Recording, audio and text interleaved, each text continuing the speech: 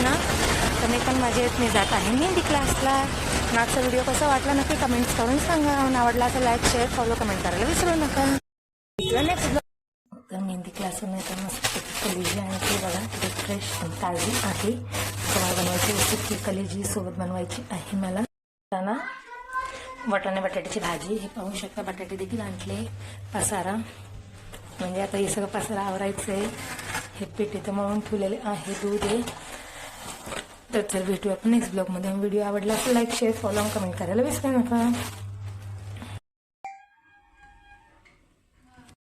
तर मेहंदी क्लासवर नाही तर मस्त कलेजी आणि ते बघा ते फ्रेश ताजी आहे. तुम्हाला बनवायची रेसिपी कलेजी सोबत बनवायची आहे मला.